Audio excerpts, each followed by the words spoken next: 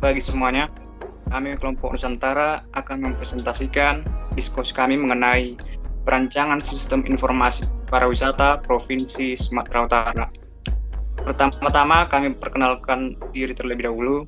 Saya Severis Silalahi. Saya Aditya Ramadan. Saya Franski Daniel Tambun. Nah, kita mulai masuk pembahasan dari materi ini, yaitu latar belakang.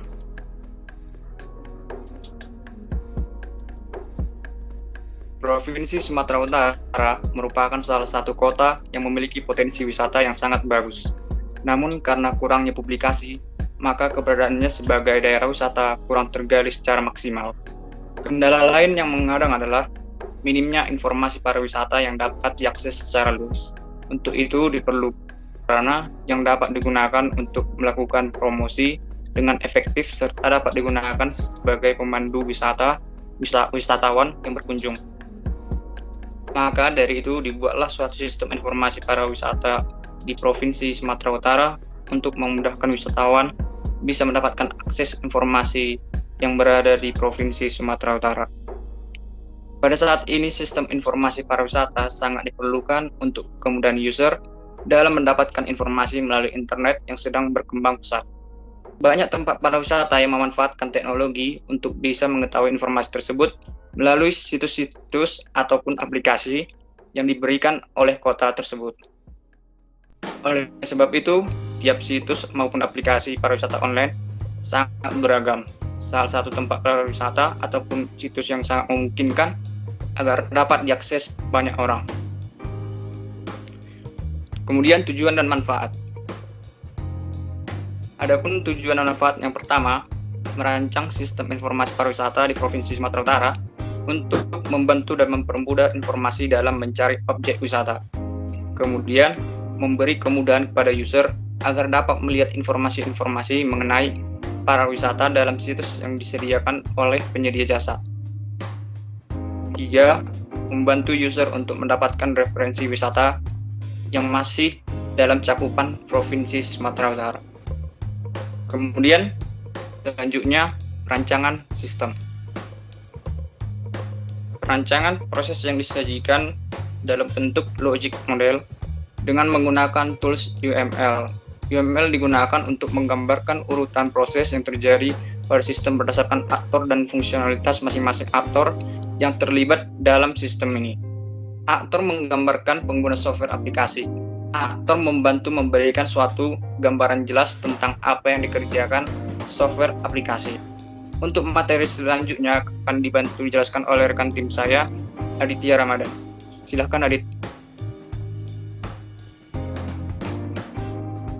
Oke, terima kasih untuk saudara Saverius. Ya baiklah, saya akan lanjutin tujuan penggunaan UML. Sebelum ini saya Aditya Ramadan.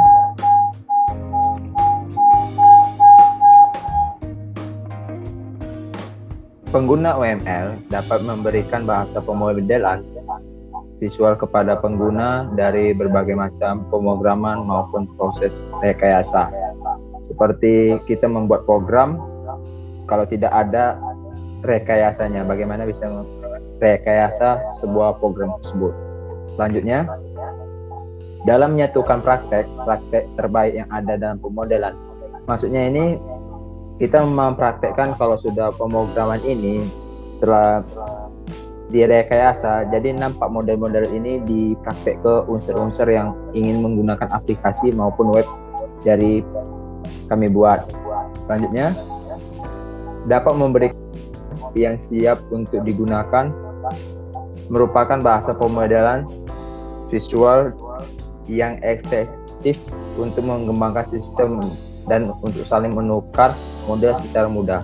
Maksudnya seperti dari kita model itu, dari misalnya unsur login bisa menjadi efektif. Loginnya itu tidak usah pakai data-data lagi, tinggal muka langsung terdaftar. Ya, itulah kita harus ada pemodelannya. Itu makanya kita menggunakan UML. Selanjutnya, sistem rekomendasi. sebuah perangkat lunak yang bertujuan untuk membantu pengguna dengan cara memberikan rekomendasi kepada pengguna ketika pengguna dihadapkan dengan jumlah informasi yang besar. Maksudnya ini dari judul kami ini, kami akan memberikan informasi tentang apa aja yang ada di Sumatera Utara, misalnya tentang apa makanannya, atau kayak khas-khas selendang-selendang itu, kayak rumah adatnya, alat musiknya, berbagai macam lah kami akan masukkan ke informasi ke aplikasi maupun website kami. Selanjutnya, sistem rekomendasi pribadi harus mengenal terlebih dahulu setiap pengguna yang ada. Maksudnya ini kami membuat dari survei-survei yang kami kumpulkan dari manapun yang sudah pernah mengikuti travel di Sumatera Utara, seperti Danau Toba. Danau Toba itu seperti apa sih? Apa yang keunikan di Danau Toba? Kami masukkan ke informasi kami. Selanjutnya, seperti contoh seperti ini. Ini saya ambil dari Shopee. Misalnya namanya Kroko Galaxy. Yang bintang itu kayak ratingnya. Situ ada komentarnya. Seperti gimana? Kita mempunyai sebuah fitur yang namanya shop. Ya, di situ kita bisa membeli sablon atau ikat yang untuk di kepala, mainan gantung kunci, dan berbagai macam dari asalnya di Sumatera Utara. Makanya mereka akan mengasih, oh ini bagus barangnya, beli aja di sini, karena barang-barang ini sangat bagus untuk buat jadi kenangan maupun jadi untuk hadiahnya, buat tangan gitu maksudnya. Oke. Terus decision making. Decision making ini keputusan wisata untuk melakukan perjalanan dipengaruhi oleh kuatnya faktor pendorong dan faktor-faktor penarik. Maksudnya ini seperti faktor pendorong ini kayak, ayolah kita pergi ke Sumatera Utara. Sumatera Utara itu cantik banget, seperti ada Danau Toba, kayak ada Mickey Holiday. Makanya pendorong-pendorong itu kayak jadi seperti kalau di kata lain tuh kayak kompor. Ayo kita ke Sumatera Utara. Liburnya sangat indah, wisatanya sangat indah. Makanya dibilang keputusan seorang wisatawan mau nggak ke Sumatera Utara tuh dengan menggunakan aplikasi maupun website kami. Kebutuhan untuk melakukan perjalanan, kita harus mendata apa sih kebutuhan untuk perjalanan nanti ke Sumatera Utara.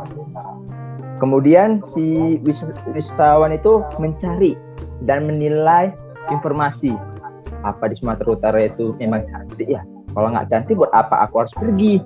Dia harus cari terus mencari informasi yang memang kuat, data-datanya memang kuat, baru dia akan pergi. Kemudian wisatawan itu keputusan melakukan perjalanan. Dia harus melakukan keputusan. Aku nanti sampai di Sumatera Utara mau kemana? Ke Danau Toba kah? Ke Prapat kah? Ke Mickey Holiday atau ke Brastagi. Jadi harus dia memutuskan perjalanannya. Jadi dia sesuai rutenya.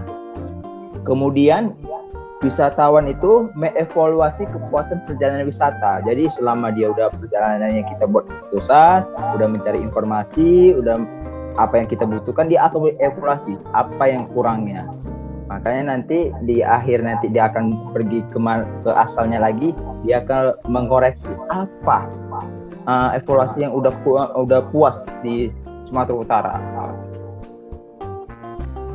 Ya, saya Franski Daniel Tambun akan menjelaskan beberapa hal, yaitu Location Based Service atau LBS, metode pengumpulan data, metode pengembangan aplikasi, dan juga kesimpulan yang bisa saya ambil. Pertama, saya akan menjelaskan tentang Location Based Service atau LBS. Apa itu LBS? LBS adalah teknologi yang mampu memberikan lokasi geografis dari seseorang atau objek dengan memberikan nilai kepada pelanggan, terutama melalui pemanfaatan GPS dan teknologi mobile. LBS itu sendiri kayak seperti map yang kita gunakan atau yang menunjukkan kemana arah kita akan pergi agar kita tidak tersesat. Selanjutnya, saya akan menjelaskan tentang metode pengumpulan data. Ada beberapa cara kami melakukan pengumpulan data. Ada observasi, wawancara, dan studi pustaka. Observasi itu sendiri adalah dengan langsung terjun ke objek wisata itu dan melihat apakah wisata itu baik atau buruk, dan akan kami masukkan ke dalam wisata yang terdaftar di aplikasi kami. Dan juga kami juga melakukan wawancara, menanyakan apa-apa saja kekurangan dari kami, menggali informasi selisan mungkin agar penggunanya tetap nyaman menggunakannya. Dan juga kami juga melakukan studi pustaka, yaitu mencari informasi berupa data tulisan, ya seperti melakukan penelitian atau riset pada objek wisata yang akan kami masukkan. Dan juga untuk metode pengembangan aplikasi, ada beberapa tahapan yang kami gunakan, yaitu tahapan perencanaan sistem, tahapan analisis, tahapan perancangan sistem, tahapan pembuatan perangkat lunak, dan tahapan pengujian. Pada tahapan perencanaan sistem ini sendiri, perencanaan sistem juga untuk mendefinisikan masalah yang terjadi pada masyarakat. Ya, ini sebagai suatu tahapan di mana kita melihat apa saja masalah yang harus kita selesaikan menggunakan untuk mengembangkan aplikasi kita ini. Dan juga tahap analisis. Tahap analisis itu sendiri menganalisa sistem yang telah berjalan, yaitu melakukan tinjauan sistem pariwisata pemerintah saat ini. Yaitu kita melihat, menganalisis apa saja yang dibutuhkan dalam pariwisata sekarang ini, apa saja kekurangannya. Dan juga untuk tahap perancangan sistem, pada tahap ini untuk membuat model sebelum diimplementasikan dalam bentuk program, yaitu input-output, perancangan proses, perancangan interface. Ini sendiri adalah perancangan sistem atau tampilan yang akan ditunjukkan ke masyarakat, tampilan dari aplikasi kami nanti.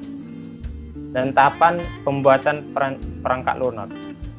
Pada tahapan ini untuk menerjemahkan semua program ke dalam bahasa mesin atau komputer. Ya, ini adalah seperti hasil akhir dari aplikasi kami nanti. Dan untuk tahapan pengujian adalah untuk menguji perangkat lunak. Ini sebenarnya adalah tahapan yang paling penting agar nanti pada saat aplikasinya diterjunkan ke masyarakat, aplikasi ini tidak melakukan kesalahan, atau kalaupun ada kesalahan akan diperkecil.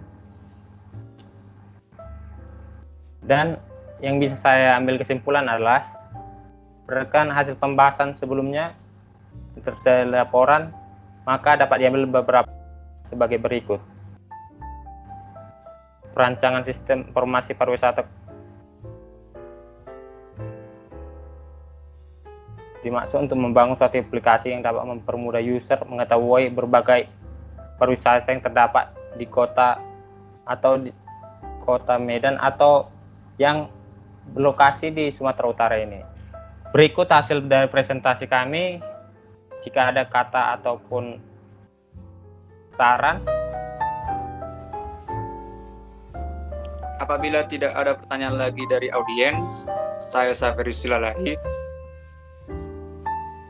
Saya Ditya Ramadan. Saya Franski Daniel Tambun. Minta maaf apabila terdapat tutur kata yang salah. Sekian dari kami. Terima kasih dan selamat pagi.